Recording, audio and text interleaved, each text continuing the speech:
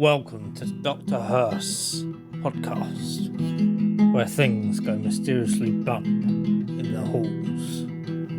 So, without further ado, sit back, relax, and listen. Welcome to part 3 of this amazing series called Bedtime. This is Bedtime 3, My Fears Realised. A few days ago, I submitted 2 nightmarish accounts from my childhood. Perhaps you best read them to truly comprehend what has befallen me. I had been compelled to silence, gripped by the irrational fear that somehow, even after all of these years, should I speak of it, that those things would seek me out and once again wreak havoc on my life. In the name of science and reason, I confronted those fears and set out to vanquish those tormented memories once and for all by sharing them with others, exposing them for what I believed they were, the delusions of a troubled child. I have held on to my skepticism and rationality for dear life. I have allowed them to define me, but this morning I was presented with verifiable physical evidence of what I do not know, but it cannot be ignored. And it seems strange to me that the last few days have been so tainted by apprehension and misfortune. After finally breaking my silence, that I can no longer rely upon entirely conventional explanations. In the wake of sharing those traumatic experiences I had as a child, I have been plagued by an overwhelming sense of unease.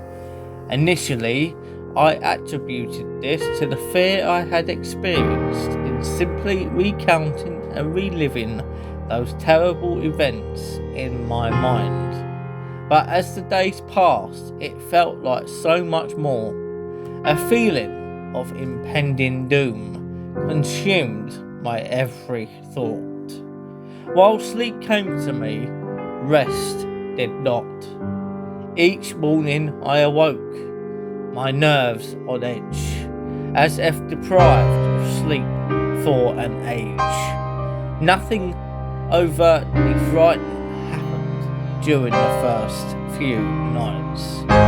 No visitation, no unwelcome bedfellows, no wheezing breaths reaching out from deep within my bedroom walls, but I had that distantly familiar feeling of not being alone. Do not misunderstand. I did not sense someone in the room with me. I did not hear or smell or feel anything remotely supernatural. But throughout my days and nights, I have sensed something subtle, almost on the periphery of my awareness, the feeling that something is on its way, something is coming, like the first few stagnant blasts of air from a subway tunnel, heralding the arrival of a lurching, unstoppable monstrosity, surprising yet expected. My sense of unease grew with each passing day, pushing its way under my skin, deep into my mind like some form of cancerous infection. I tried to focus my attention on various writing projects in a vain attempt to fill my mind up to the brim with other thoughts, hopefully leaving no room for those contaminated memories. But those thoughts came to me nonetheless, My anxiety gained momentum until I could think of nothing else. I had to do something. I had studied psychology for years at university. With this, I knew that anxiety is often the result of a loss of control, and that one of the most effective ways to combat it is to empower oneself. This is what I intend to do. Call it foolhardy, but I was going to go back to that place, that house where those terrible events took place. I was going to confront those memories and expose them for what they were. Nonsense. It was an hour's drive to my old home, but it was one filled with elation. I was confident, at ease, happy. I was in control now, and nothing was going to get in my way from showing that the place I had feared my entire life was nothing but an average, humdrum, harmless little suburban house. Gleefully negotiating the country roads and the motorway, finally I made it to the city. Gradually the streets began to take on a familiar appearance. Memories of playing in that neighbourhood came flooding back to me.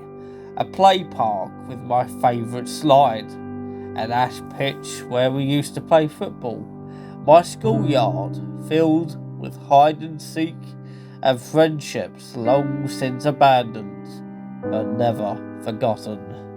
My mind wandered through those memories like a prodigal son walking home. Wandered so much so that before I realised it, I was pulling into the street where I had once lived.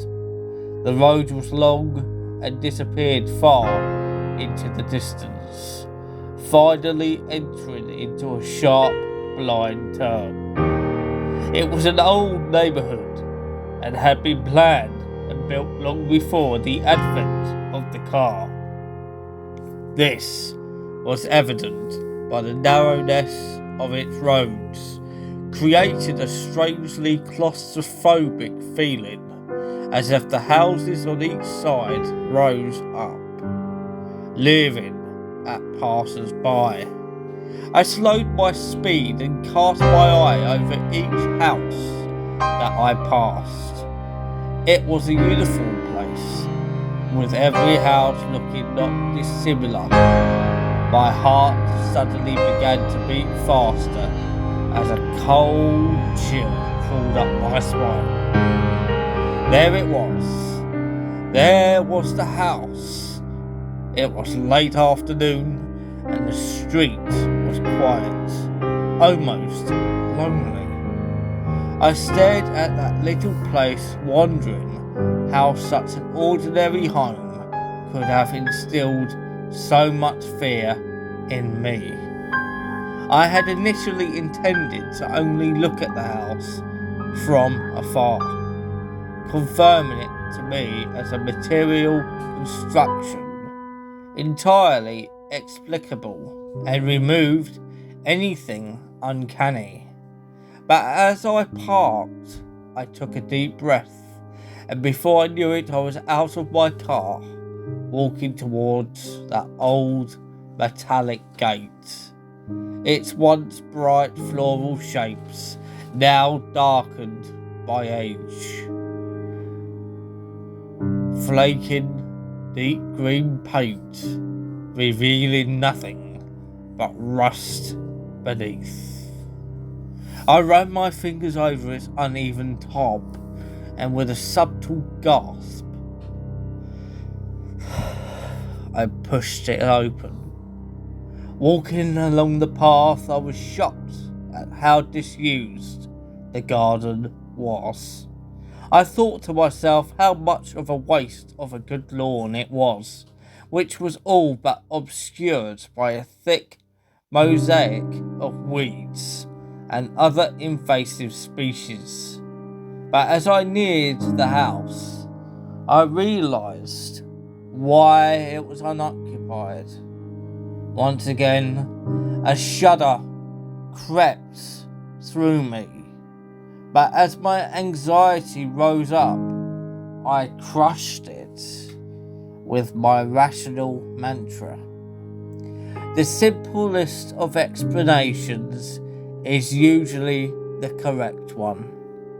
I assumed that due to the current economic climate, that the house had probably just been on the market for some time, and that the owner wasn't too aware of the old sentiment that the first bite is with the eye. But as I looked around, I could see no for sale sign, nor one to let. It genuinely seemed as though this house had been forgotten, abandoned, and left to rot. The windows at the front of the house were filthy, and as such, almost impossible to see through. But as I wandered around to the back of the building, I could see more clearly inside. I would have imagined that a house such as this one would be empty, but on the contrary, it was entirely occupied by the trappings of a modern life. I could see a television sitting in the living room corner, a coffee table with magazines strewn across it, various pieces of furniture sitting as if ready to be used, and a couple of coffee cups sitting on the windowsill, still full, covered in mould. I would have thought the house was lived in if it was not for a thick layer of dust lying over everything, accompanied by the occasional spider's web. It seemed as though the most recent occupants had left in a hurry and never returned. Clambering through a sea of waist-high grass and bushes, I eventually arrived at that innocuous little window at the back of the house. The very sight of it frightened me, but this was mere memory and not the strange feeling of being watched from within as I had experienced as a child. Peering in, the room looked eerily familiar. I suppose there is little that can be done with a room so small, so oddly narrow, but through the dirt-covered glass, the room looked almost unchanged from when I had to sleep in it. A bed, a set of drawers, and what looked like an assortment of toys on the floor. A profound sense of anger washed over me momentarily, but I shook it quickly from my mind. The room was clearly that of a child's, and the thought of that thing harming another innocent filled me with contempt for such a thought, and within me swelled the desire to protect any child from such an abomination. As I gazed at that wall, of which a bed lay alongside it, the hairs on the back of my neck stood up for a moment, and it was for only the slightest I thought I saw the blanket on top of the bed move. More than that, through that window pane, I could have sworn I heard a wheezing gasp. Closing my eyes tightly, I repeated another scientific mantra. Science does not owe its depths to imagination. Opening my eyes, I saw nothing but an empty bedroom. No foul spirits, no unearthly things, just a room, no more, no less. I breathed a sigh of relief, as that all was well with the world for the first time in many days. You may think that it was wishful thinking, but I genuinely felt that I had shown myself that there was nothing to be scared of, other than my overactive imagination. It was starting to get dark, and I wanted to be home before the night. Filled with confidence now that my anxieties were behind me, there was one last thing I needed to do. When we had left that house, we did so in a hurry. As a child, it was disorientating, even frightening, to leave everything I knew behind. But there was one thing left which I always wondered about. At the bottom of the garden stood a sycamore tree which looked to be even older than the house. I was amazed at how unchanged it was. I had grown up, gone on to pastures new, but the old sycamore still stood wise, warm, almost friendly in its appearance. I think it's a rite of passage for any child to have a place to hide things. It's often their first experience with independence, something removed from any authority figure.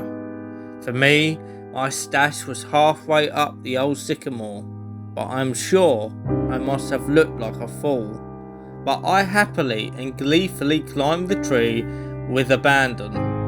The configuration of the branches had changed in places, but overall, the happy memories of playing amongst the limbs of the old sycamore, of having a little piece of the world to myself, away from everyone else, seemed vivid, as if it was remarkable how much remained unchanged.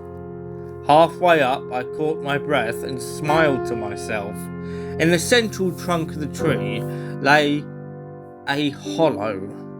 Whether it had been created by an animal, perhaps the tug of a gale on a weakened branch long ago, I do not know. But it was where I kept things.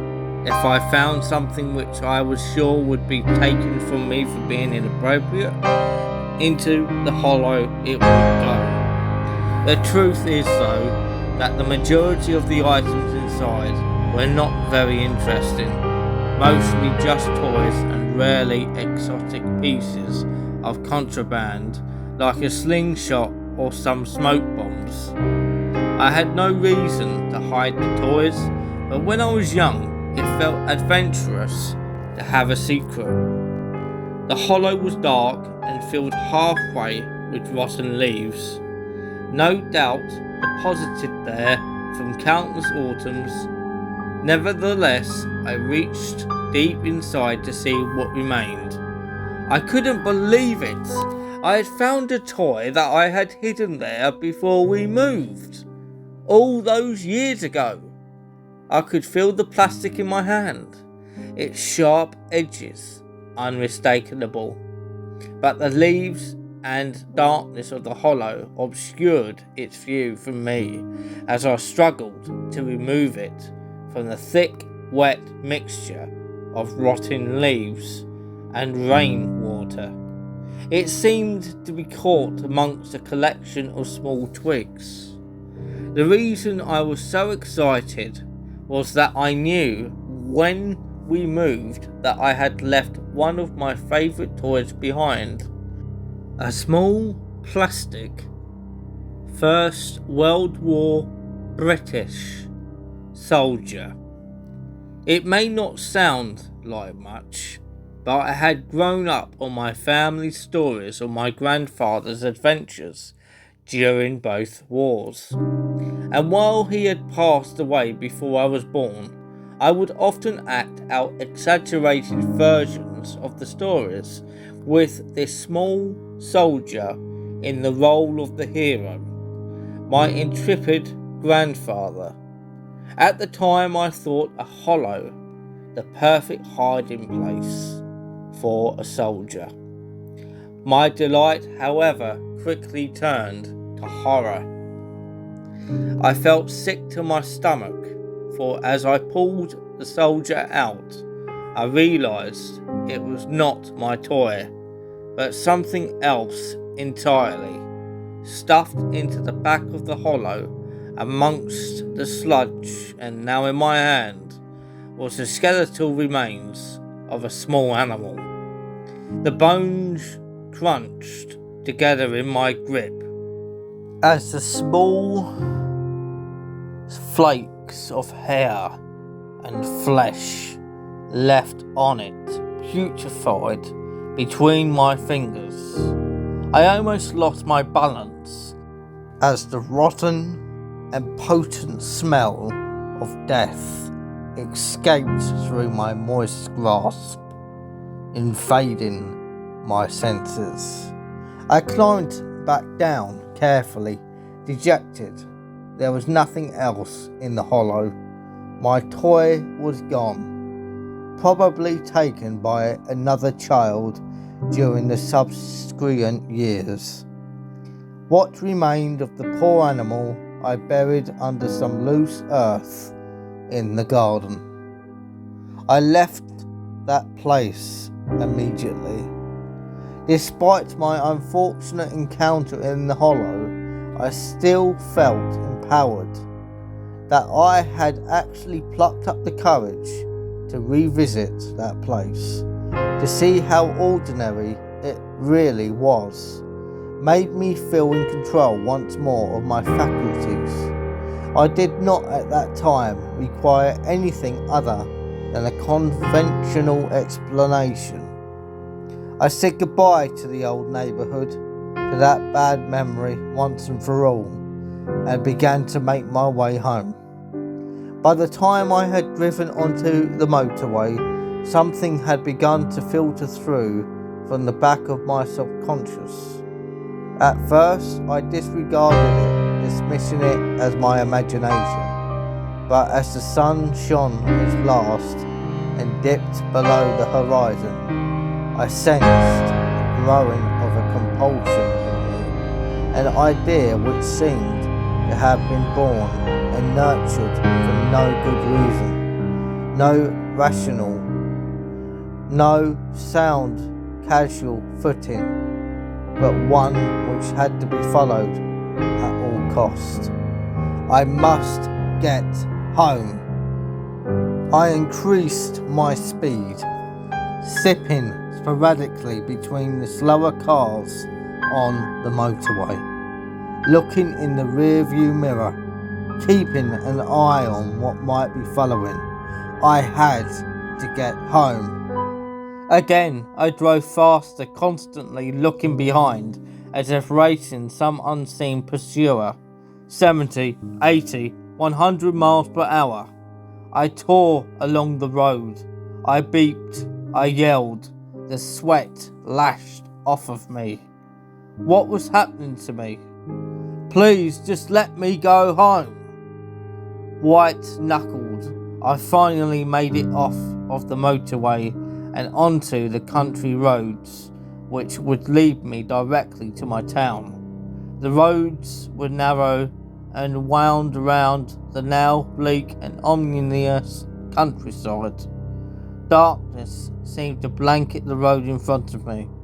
I turned my full beam on and breathed a sigh of relief to see a bright light again, even if artificial.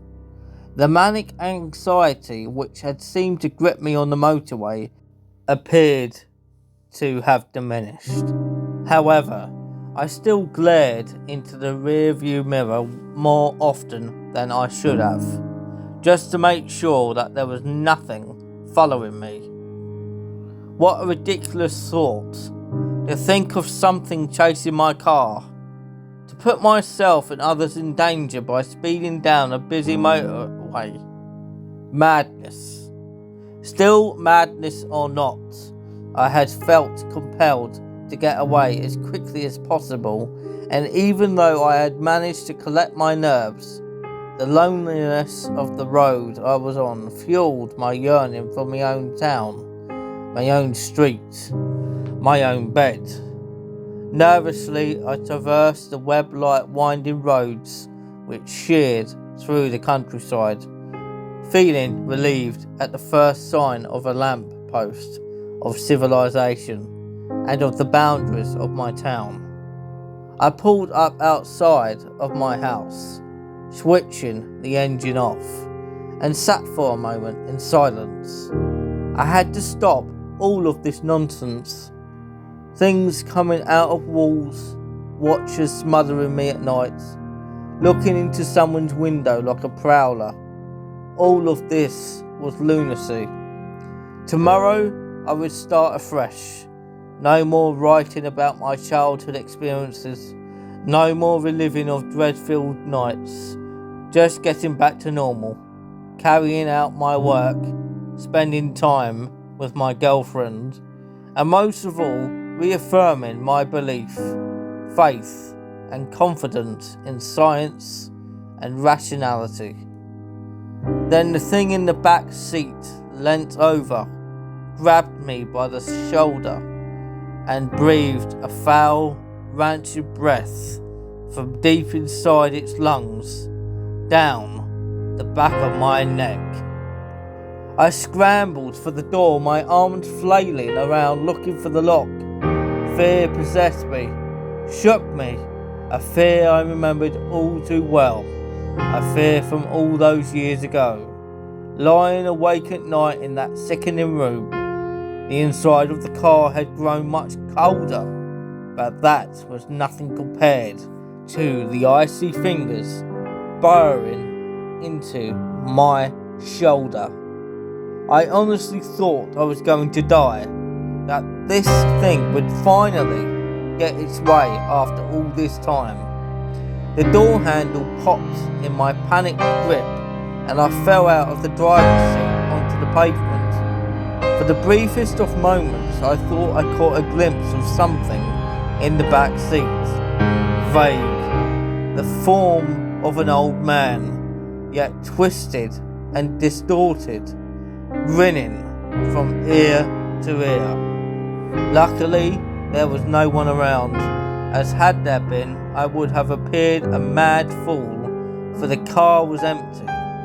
I grabbed the keys from the ignition and booted the door shut with my foot, locking it for the night. I staggered down the path and into my house. I'm not going to lie to you, but I drank myself to sleep last night. You may recall that I said I had evidence, actual physical evidence of something unnatural. You might be wondering what that evidence is. Well, I could say that it was the marks on my shoulder that made me shudder with fear. Or I could tell you that my bedroom window, lying prized open this morning, by what looked like claw marks, has left me dreading tonight, or any other. But no, none of that scared me as much as what I saw today upon waking. Sometimes the most frightening of messages are the most simple. For lying on my chest as I awoke this morning was a toy soldier. The soldier I had hidden in that hollow all those years ago returned to me as an adult, bitten in half.